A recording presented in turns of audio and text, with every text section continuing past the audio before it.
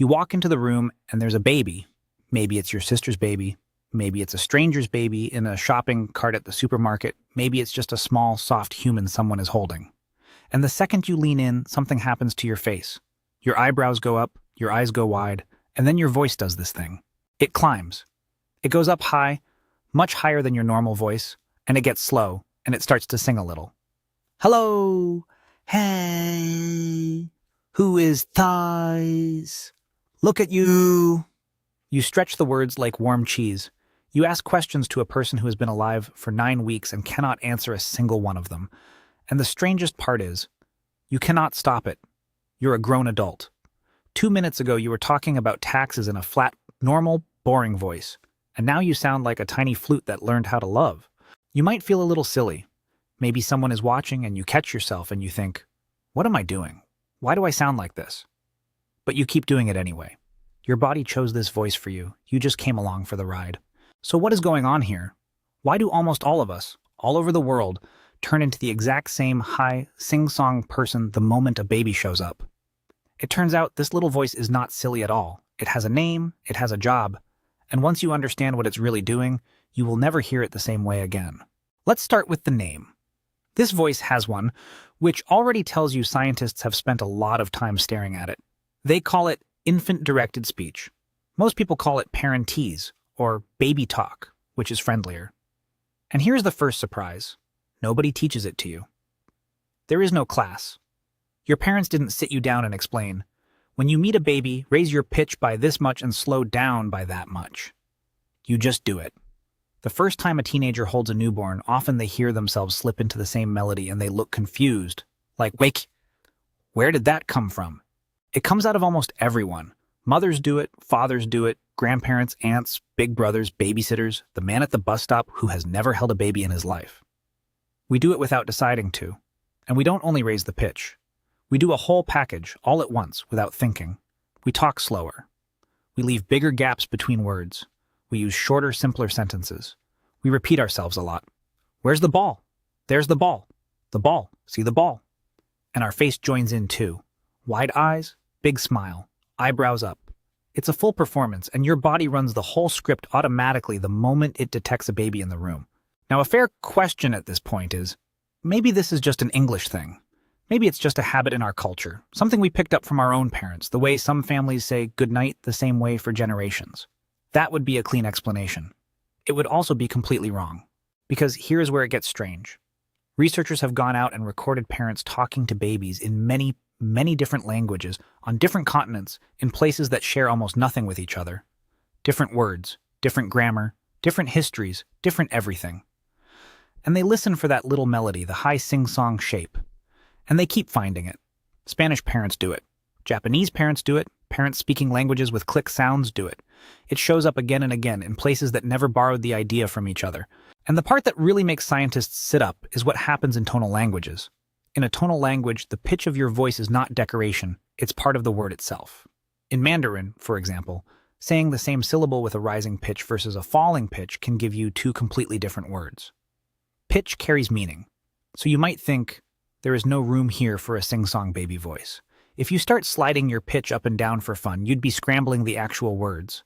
And yet, parents speaking these languages still find a way to do the baby melody. They still lift it, still make it warmer and more musical while keeping the word meanings intact. They thread the needle.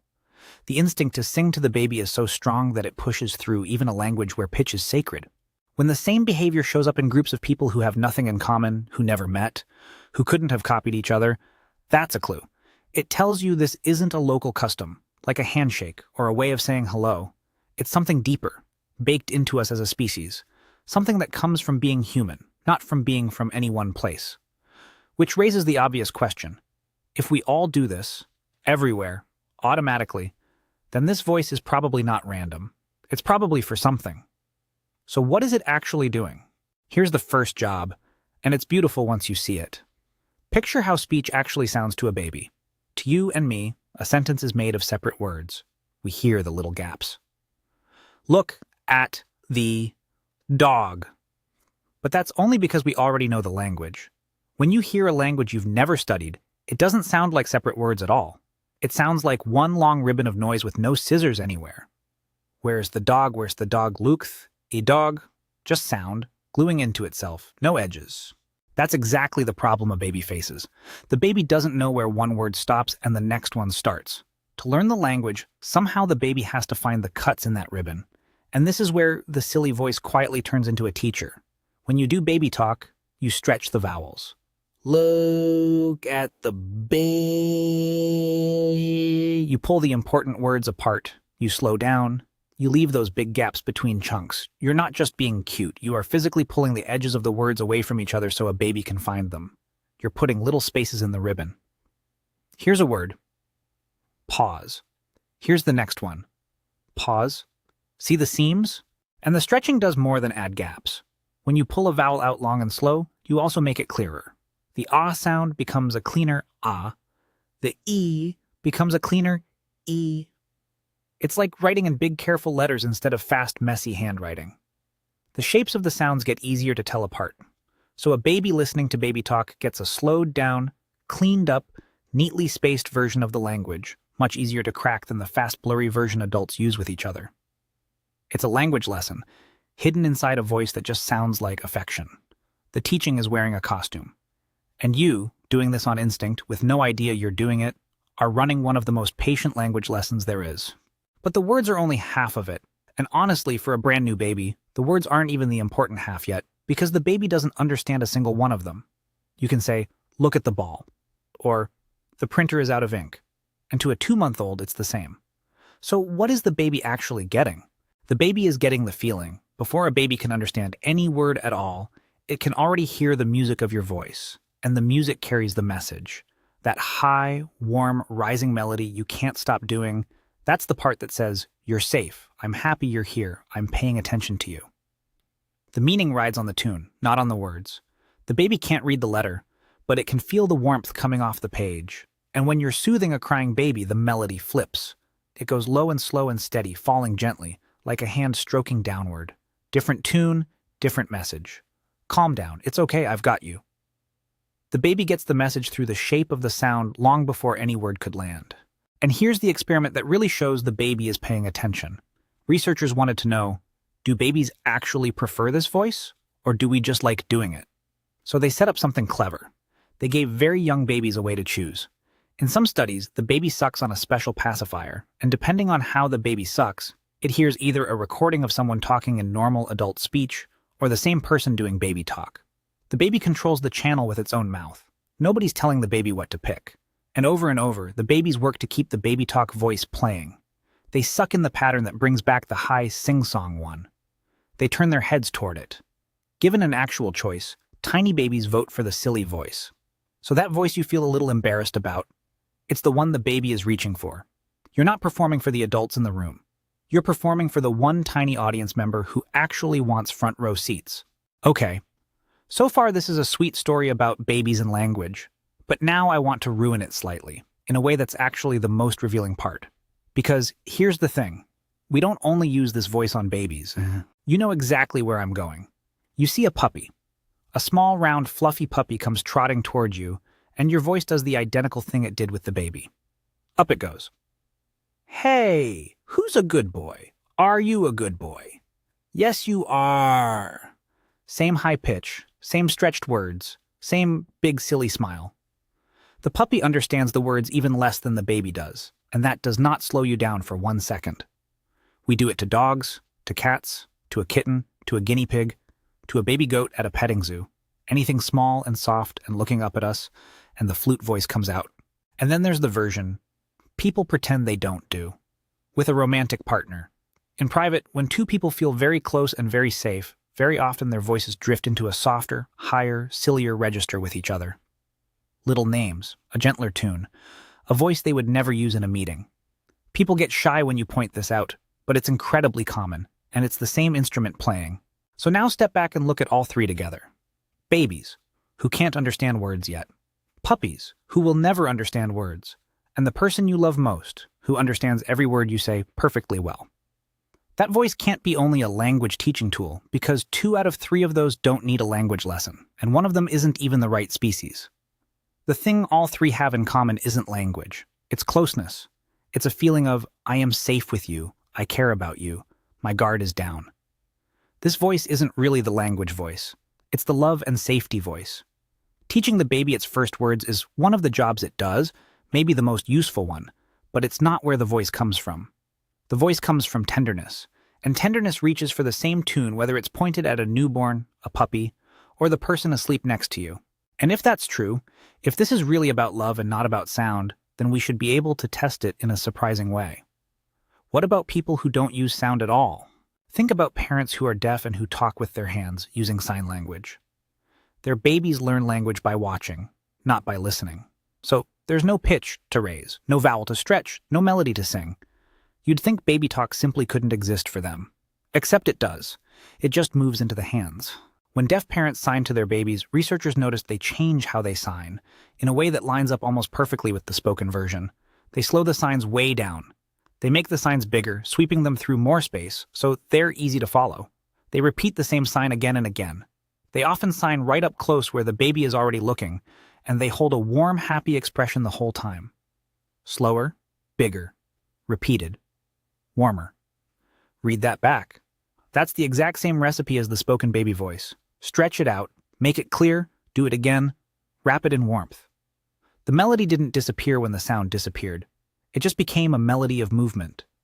The same instinct, the same shape, the same message performed in the air with hands instead of with a voice. Which is about as clear as evidence gets that the voice was never really about the voice. It was about the tenderness underneath, and tenderness will find a channel, whatever channel it has. So this is all lovely, and you might be feeling pretty good about the human heart right now. Let me hand you the dark mirror, because it's important, and it's a little funny, and it's a little sad. There's one more group of people we slip into this voice with, and it usually goes wrong. Old people.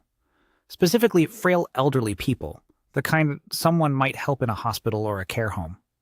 Watch how some people talk to them. The voice goes up. It gets slow and sing-song. Are we ready for our lunch? Let's get you all comfy now, sweetie. Shorter sentences, simpler words, that same bright, careful talking down melody. It even has a name of its own. Researchers call it elder speak.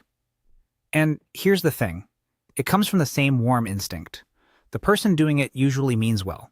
They're trying to be kind, to be gentle, to take care of someone who seems a little fragile. But it lands completely differently. Because the old person is not a baby. They are a full adult with a long life behind them, who knows exactly what that voice means and where it normally goes. And what it tells them, underneath the sweetness, is, I think you're not really a capable person anymore. Studies in care homes have found that elder speak often makes older people feel insulted, talked down to, smaller. Some of them push back, get frustrated, or simply stop cooperating. Not because they're difficult, but because nobody enjoys being treated like an infant. The very same melody that makes a baby feel safe and loved makes an elderly person feel diminished and dismissed. Same instinct, same voice, aimed at the wrong target, where it stops being a gift and starts being an insult. It's the clearest proof of what the voice actually is. A signal of, you are small and I will take care of you. Perfect for someone who really is small and new. Quietly cruel to someone who spent 80 years becoming the opposite. And that, strangely, is what finally shows you the whole picture. Because now, go back to the very beginning. To you, leaning over the baby, hearing yourself climb into that high sing-song voice and feeling a little embarrassed, thinking, why do I sound like this? This is ridiculous. It isn't ridiculous. Look at everything that voice is actually doing, all at the same time, without you knowing. It's pulling words apart so a brand new mind can find their edges and start finger by finger to grab hold of an entire language. It's carrying a feeling of safety straight into a person who can't understand a single word but can feel every note. It's the exact same tune people reach for with a puppy and with the person they love. Because at the bottom, it's not a language tool at all. It's the sound of a guard coming down. It's so deep in us that it survives even when you take the sound away and it climbs into a pair of moving hands. And it's so unmistakable as a signal of tenderness that pointing it at the wrong person, an old, proud, capable person, can accidentally wound them. That's not a silly accident your voice makes. That's love, made audible. You can literally hear it. Tenderness has a sound, and you produce it without being asked, without being taught, the instant something small and new looks up at you and needs to be kept safe. And there's something almost unbearably sweet in the order of it all. Before that baby learns a single word, before it learns its own name, before it learns mama or no or milk, the very first thing it's learning, from you, in that ridiculous flute voice, is something simpler and bigger than any word. It's learning that it is wanted, that the world it just arrived in has someone in it who lights up when it appears, that before language, before anything, it is safe and it is loved. So the next time you lean over a baby or a puppy, or anything small enough to make your voice go high and you feel that little pull of, I should stop, I sound so silly, don't. That voice is older than you, older than your language, maybe older than words themselves. It came out of you the moment it was needed, exactly the way it has come out of people forever. You're not being silly. You're teaching the first lesson anyone ever gets, and it's a good one. Go ahead. Let your voice climb. The baby's been waiting.